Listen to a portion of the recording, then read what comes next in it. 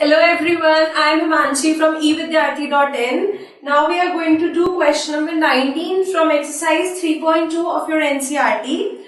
ये question में बहुत सारा कुछ लिखा हुआ है. It's a very long problem, word problem है ये. बट इस टाइप की जो प्रॉब्लम्स होती हैं वो एग्जाम में हर बार आती हैं. इजी होती है, बहुत इजीली हो जाती है. बस आपको क्वेश्चन को समझना होता है. और 90% of the times word problem जो है मैट्रिक्स चैप्टर में से क्वेश्चन में आती है. तो चलिए समझने की कोशिश करते हैं कि क्या कह रहा है. A trust fund has rupees 30,000 that must be invested in two types of bonds. First bond pays 5% and second bond pays 7%. Using matrix multiplication, determine how to divide rupees 30k. ये 30,000 ही है. k तो आपको पता है मतलब 1000 होता है. Exam में मत लिखना k, 30k 30,000 है. पेपर में मत लिखना ऐसे k में, पेपर में पूरा प्रॉपर ही लिखना. सो among two types of bonds, if the trust fund must obtain an annual total interest of rupees 1800, A part है, और सेकेंड पार्ट में 2000 रुपीज है. अब मैं हिंदी में समझा देती हूँ क्या कह रहे हैं. वो कह रहे हैं कि एक ट्रस्ट फंड है, मतलब कोई छोटी सी कंपनी समझ लो, समझने के लिए क्वेश्चन को, कि छोटी सी कंपनी है, उसके पास 30,000 रुपए हैं. वो चाहती कि दो अलग अलग बॉन्ड्स में वो अपना पैसा इन्वेस्ट करे, अलग अलग बॉन्ड में अपना पैसा लगाए. और जो दो अलग अलग बॉन्ड है उनमें से पहला बॉन्ड 5% का, मतलब कि 5% का पर एनम, मतलब एक साल में 5% का रेट ऑफ इंटरेस्ट देगा उस फंड को. और सेकंड वाला जो बॉन्ड है, मतलब कि दूसरे टाइप की उसकी जो इन्वेस्टमेंट है, उसमें 7% का उसको ब्याज मिलेगा ट्रस्ट फंड. तो वो कह रहे हैं कि मैट्रिक्स मल्टीप्लिकेशन यूज करते हुए आपको पहले तो इसे रिप्रेजेंट करना है, इस प्रॉब्लम को दर्शाना है कैसे मैट्रिक्स मल्टीप्लिकेशन से. और वो कह रहे हैं कि अगर टोटल इंटरेस्ट, मतलब इस बॉन्ड का आपने इंटरेस्ट निकाला जितना भी है, दूसरे बॉन्ड का आपने इंटरेस्ट निकाला, उसका सम कितना आना चाहिए 1800, और दूसरा पार्ट है 2000. तो पहले 1800 के लिए देखते हैं क्या होगा. ए पार्ट देखिए, यहां से सॉल्यूशन स्टार्ट है. Amount invested in first bond rupees x. देखो सिंपल सी बात है, मेरे पास अगर 100 रुपए है, अगर मैं एक चीज, मैं टोटल दो ही चीजें खरीदती हूँ, तो अगर एक चीज x रुपए की है तो दूसरी चीज क्या होगी 100 माइनस एक्स. अगर मैं पूरे 100 रुपए खर्चना चाहती हूँ, इधर x दूंगी तो इधर 100 माइनस एक्स होगा ना. जितना टोटल है उसमें से, जैसे मैंने 70 यहाँ लगा दिया, तो 100 में से 70 हटाओगे 30 बचा ना, तो 70 और 30 मिलके 100 बन रहा है. तो वही यहाँ पे हो रहा है. 30,000 रुपए थे, उसने 30,000 में से x पैसा, x रुपीज, इतना पैसा उसने पहले बॉन्ड को दे दिया. तो दूसरे बॉन्ड के लिए कितना बचा इन सेकेंड भी रुपीज 30,000 माइनस एक्स. ये मैंने शॉर्ट में लिखा है. आप कैसे लिखेंगे पेपर में? Let amount invested in first bond be rupees x and amount invested in second bond be rupees 30,000 minus x.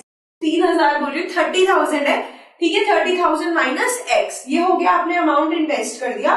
तो अब वो जो कह रहा है कि 1800 रुपए का इंटरेस्ट है, हमने लिख दिया कि चलो ठीक है, हमने मान लिया अमाउंट इंटरेस्ट है टोटल 1800 रुपए का.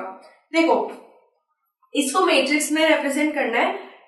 अब इस क्वेश्चन को करने के बाद आपको इतना समझ में आ जाएगा थोड़ा सा कि जो चैप्टर है इसका एक्चुअल लाइफ में क्या यूज है. क्योंकि बहुत से बच्चे बोलते हैं कि ये क्या पढ़ा रहे हो, लाइफ में तो कभी काम ही नहीं आता, पता नहीं कैसे क्वेश्चंस है, हमसे कोई थोड़ी ना लाइफ में फ्यूचर में ये मैट्रिक्स बनवाएगा. बट देखो इस टाइप की प्रॉब्लम्स जो होती हैं, जब जैसे बैंक्स में प्रॉब्लम्स होती हैं अलग अलग, इन्वेस्टमेंट की, जब फाइनेंशियल प्लान्स बनते हैं, तो ये चीजें बहुत काम आती हैं.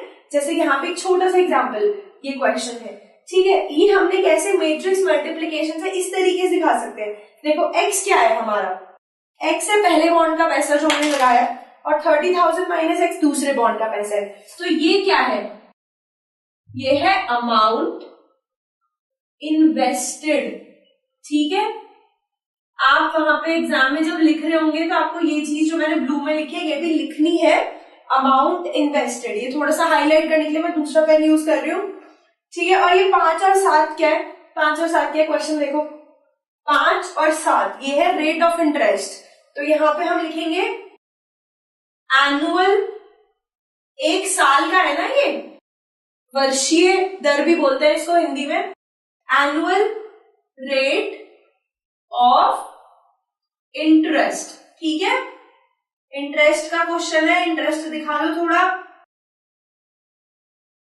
ठीक है, रेट ऑफ इंटरेस्ट लिख दिया, और इधर ये क्या लिखा हुआ है 1800, ये क्या है जो उसने क्वेश्चन में बोला था कि हमें क्या चाहिए, पहले पार्ट में 1800 रुपए का इंटरेस्ट चाहिए हमें टोटल। अब देखो ये क्या है, रेट ऑफ इंटरेस्ट, ये क्या अमाउंट, बचपन में पढ़ा होगा ना, अमाउंट में रेट ऑफ इंटरेस्ट मल्टीप्लाई करते हैं तो हमें क्या मिल जाता है, सिंपल इंटरेस्ट का जो फॉर्मूला पढ़ा था। ठीक है, दिस इनटू दिस करने पे ये मिल जाएगा, मतलब टोटल हमारा जो इंटरेस्ट अमाउंट है। तो यहाँ पे मैं लिख देती हूँ, ये क्या है, देखो ये एरो बना के लिखा है, तुम तरीके से लिखना कॉपी में। ये है हमारा total amount interest, total amount interest. Okay, तो ये क्या करा है हमने, मैट्रिक्स मल्टीप्लिकेशन में दिखा दिया। देखो अगर इसको इससे इंटू करोगे ना तो वो मिल जाएगा। मैट्रिक्स मल्टीप्लिकेशन की जो रूल है वो भी अगर सोचो, दिस इंटू दिस, ये 1 क्रॉस 1 की मैट्रिक्स बनेगी, ये 1 क्रॉस 2 है और ये 2 क्रॉस 1 है। जब इसको मल्टीप्लाई करोगे तो 1 क्रॉस 1 यानी कि एक सिंगल नंबर आना चाहिए, और इधर क्या सिंगल नंबर है, तो ये वेरीफाइड है, करेक्ट है, चेक कर लो। जब भी तुम इस टाइप का कोई वर्ड प्रॉब्लम करोगे ना तो चेक करना कि यार जो इधर बन रहा है और जो इधर बन रहा है उसका साइज सेम है कि नहीं। इसका साइज तो 1 है ना, 1 क्रॉस 1 है, ऐसे इस तरीके से डिब्बे में भी लिख सकते हो अगर तुम चाहो। ये जो मैट्रिक्स रिप्रेजेंटेशन है ना, ये चाहो तो कर सकते हो, ठीक है, इट्स नॉट नेसेसरी। तो ये क्या होता है, ये 1 क्रॉस 1 की मैट्रिक्स होती है भाई, इसमें एक ही एलिमेंट है ना। और यहाँ पे देखोगे साइज दिस इनटू दिस, ये क्या है 1 क्रॉस 2, एक रो 2 कॉलम है ना, 2 कॉलम है ना। और ये क्या है 2 क्रॉस 1, तो 1 क्रॉस 2 और 2 क्रॉस 1 जब मल्टीप्लाई होता है तो हमें पता है 1 क्रॉस 1 आता है। इंट्रोडक्शन वीडियो में बताया था, इतना समझ आ जाना चाहिए तुम्हें। तो ये क्या हो जाएगा 1 बन जाएगा, तो साइज करेक्ट है, मल्टीप्लाई करने पे आ भी जाएगा, फॉर्मूला वेरीफाई हो रहा है, कर दिया हमने, इतना काम हमारा खत्म हो गया। लेकिन उसने क्वेश्चन में पता है क्या बोला है, उसने क्वेश्चन में बोला है कि आप कैलकुलेट करके बताओ कि अगर 1800 रुपए का इंटरेस्ट मुझे चाहिए तो ये x कितना होना चाहिए। x कितना होना चाहिए उसने नहीं पूछा, उसने क्या पूछा है कि कितना पैसा अलग अलग बॉन्ड में लगाए, पर मैंने x माना है इसलिए मेरा यहाँ पे काम किया कि मैं x फाइंड कर दूं, तो मुझे पता चल जाएगा कि भाई उसने पहले बॉन्ड में कितना पैसा लगाया और दूसरे बॉन्ड में। समझ आ रहा है? ठीक है, यहां तक अगर नहीं क्लियर हुआ तो दोबारा वापस जाओ वीडियो में, पीछे देखो, 2-4 मिनट पीछे करो वीडियो और देखो कि क्या मैं कह रही हूं उसमें। क्वेश्चन ध्यान से पढ़ोगे, खुद भी समझोगे। चलो आगे चलते हैं, अब हमें एक्स फाइंड करना है। देखो अब तुम चाहो तो मैट्रिक्स मल्टीप्लिकेशन यूज करके सॉल्व करो, चाहो तो नॉर्मल जो हमारा फॉर्मूला है कि भाई अमाउंट में रेट ऑफ इंटरेस्ट मल्टीप्लाई करेंगे तो इंटरेस्ट मिल जाएगा, वो भी कर सकते हो। मैं यही कर रही हूँ मैट्रिक्स मल्टीप्लिकेशन, ठीक है। 5 इंटू एक्स, 5 इंटू एक्स कैसे मैट्रिक्स मल्टीप्लिकेशन से, दिस इंटू दिस करना है ना, 5x आ गया, 5 into x, 5 into x plus ये क्या है 30,000 माइनस एक्स, किससे मल्टीप्लाई होगा 7 से,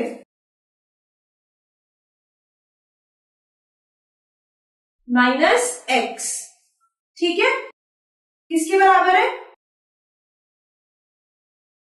1800 के बराबर है।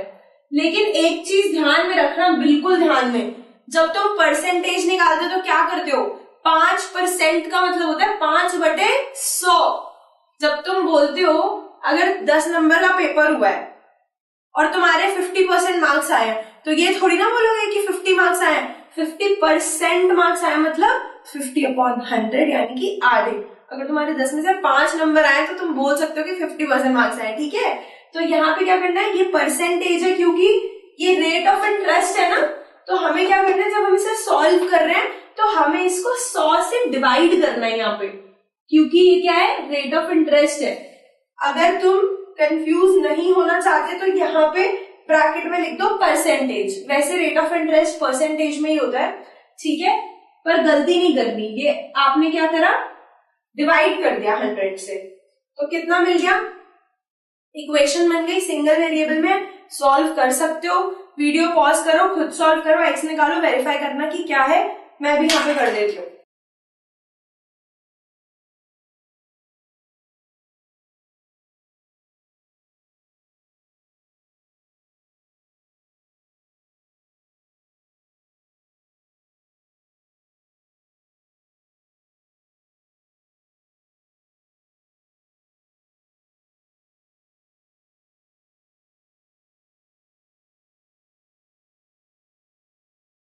ये देखो, इसको जब मैंने सॉल्व करा तो मुझे मिला ये जो अपॉन में दोनों 100 है, एलसीएम लेके मैं इसको यहाँ लेके गई हूँ तो ये क्या बन गया, पहले क्या था 1800, अब ये 18 के साथ 4 जीरो आ गई, 2 पहले से ही थी। ठीक है, सिंपल चीज है ना। अपॉन में जो 100 है उसको ऊपर लेके जा रहे हो तो यहाँ पे क्या बन गया, तो ये 5x मिल गया, ये मिल गया 2,10,000 और ये क्या है 1,80,000 माइनस 7x। सिंपल, 7x और 5x एक तरफ लेके आए, जो बाकी का बचा हुआ अमाउंट है जो कि पैसे हैं वो एक तरफ लेके गए, कितना बचा है ये देखना, 3 के साथ 4 जीरो कितना होता है, 3,00,000, 3,000, 30,000, 4 जीरो, इकाई, दहाई, सैकड़ा, हजार, 10,000, 1s, 10s, 100, 1000, 10,000, 30,000 हो गया। 2x है उधर, जब तुम 2 से डिवाइड करोगे तो क्या हो जाएगा, 15,000 रह जाएगा।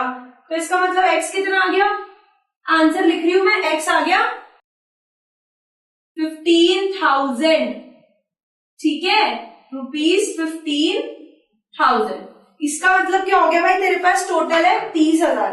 15,000 एक बॉन्ड में डाल दे कंपनी वाला और 15,000 दूसरे बॉन्ड में डाल दे। 30 है तो 15 ही हुआ ना, एक 15 निकल गया तो 15 बचा। और एक दे रहा है 5%, दूसरा दे रहा है 7% का इंटरेस्ट, तो उससे क्या होगा ना, उसको एक 1,800 रुपए का रेट ऑफ इंटरेस्ट, इस रेट ऑफ इंटरेस्ट के हिसाब से 1,800 रुपए का उसे मिल जाएंगे इंटरेस्ट। अगर आप 2,000 का इंटरेस्ट लेना चाहते हो तो अब क्या करोगे आप, सुन लो यहाँ पे सेकंड पार्ट में क्या करोगे, पूरा करके नहीं दिखा रही, बहुत सिंपल चीज है यार, इतना तो कर ही सकते हो। यहाँ पे 1,800 की जगह पे बस 2,000 लिख दो।